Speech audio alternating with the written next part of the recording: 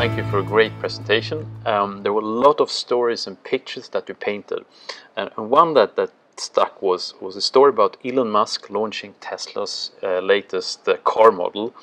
And you paint a picture where Elon Musk, he starts talking about the planet, the environment, our kids, the future, sustainability. Nothing in the beginning about features and benefits and how fast the car accelerates and so on. And directly afterwards, 400,000 people buy the car. They don't even buy the car, they pre-order the car. So what's going on here? Yeah. This is a perfect example of when you reverse the order, when you communicate from the inside out, when you tell people why you do something or why you are doing something, you're able to connect on a deeper level. That's what people respond to. That's where you get the emotional response. And so over the course of 6 or 8 weeks, 400,000 people pre-order the vehicle. The number is probably double or triple at this point now. Not only that, that number 400,000, I didn't mention this before, but at that moment in time, it represented more sales, more electric vehicles that were on the road in the United States at that time last year in 2016. So Insane. In a 6-week period, they sell more vehicles, electric vehicles, that were on the road because Tesla, as opposed to nothing against Ford or GM or any of the other companies, but they're not good at communicating their why. They're good at coming up with the what. They're good at explaining what makes them different. But they're not comfortable talking about the why. I mentioned it before. If it was easy to talk about the why, everybody would be doing it. But it's hard because it's emotional. And companies don't do emotion well.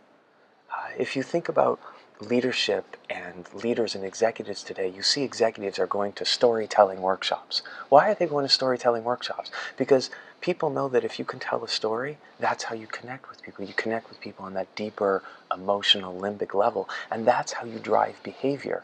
Talking about what is what commodities do. Starting with why is what great leaders and great companies do. They inspire. I mean, when this seems so difficult. I mean, often people talk about this why talk as something that's really kind of fuzzy.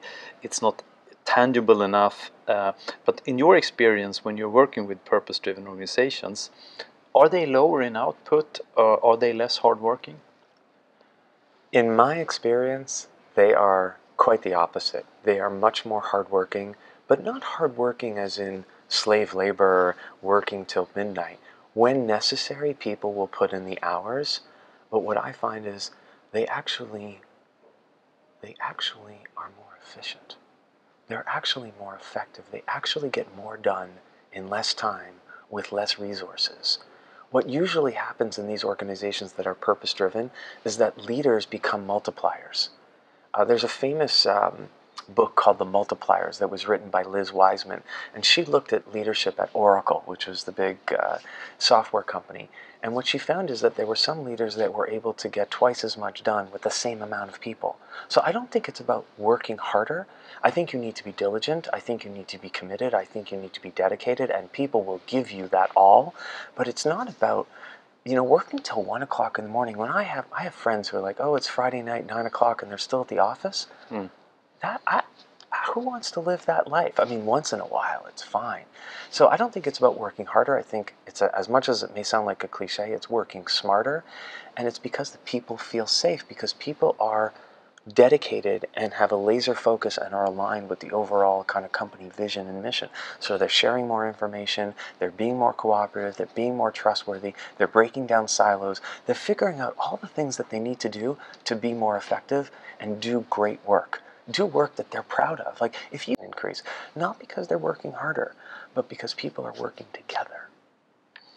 Yeah, and speaking of that, that is what you're working with as a team. Yeah. The Start with Why team. Yeah. So when you are starting with working with a company or organization, what usually happens when they start to get purpose driven? Yeah. So a few things happen. There's resistance. Yeah. And people say, we've seen something like this before, because every company has been through a change initiative. Every company has done a restructuring or a layoff or a reorg. And so people are conditioned to say, oh yeah, we'll see it when we believe it. I'll get on board when I get on board. And so that's where, when Simon talks about sort of this graph, he talks about, well, how do people come along? Do we have our, the diffusion of innovation? Like, do people come along? Who are my early adopters? Who's my early majority? Who's going to be my late majority? Who's going to be the laggards? So the first thing that you see is pockets of resistance where people are saying, no, this isn't for me. I don't like it. Prove to me that it's going to work, and then I'll get on board. Yeah. And the more analytical you are, that tends to be sometimes a trap that you can fall into because you're looking for proof. I can't prove to you the why, like you said before, it's fuzzy, it's intangible. We've got to prove it with our what's and our how. So definitely the first thing you see are pockets of resistance, and people are saying, I'm not sure I'm comfortable with this. But what happens over time is people start to self-select out. The analogy I use is the bus and the seat. The bus is the company, and the seat is your role. And what our dream, our vision, is that every single person who goes to work is on the right bus and on the right seat. And what that means is they're in the role that's a good fit for them, and they're at a company that's a good fit for them. Just because I talk about Netflix or Zappos doesn't mean that's a good fit for everybody. So hopefully over time, people start to recognize, is this a good fit for me? Am I in the right seat? Am I in the right bus? Because sometimes you're on the right bus, meaning you're working at a company that you really like, but you're in the wrong seat. I don't like my role. Or sometimes you're in the right seat. I love what I do. I'm a project manager. I love it. Or I'm a consultant, or I'm a trainer, or I'm a facilitator, but I don't like the company. And I think once companies start articulating their why and encouraging individuals to articulate their why as well, we can get more people who are in the right seat on the right bus. And when that happens, that's a total game changer, because then we can actually start making a difference in people's lives on a much bigger scale. Wow. Yeah. Where can I find more information? Absolutely. So the best place to find more information is just simply to go to startwithwhy.com. And that's all one word, startwithwhy.com.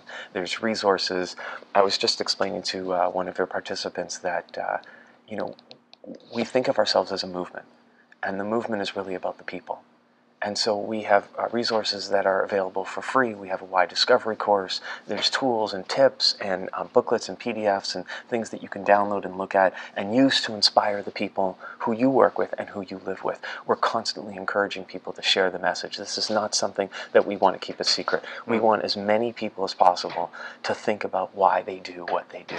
And I think the more people that do that, the better off everyone is going to be.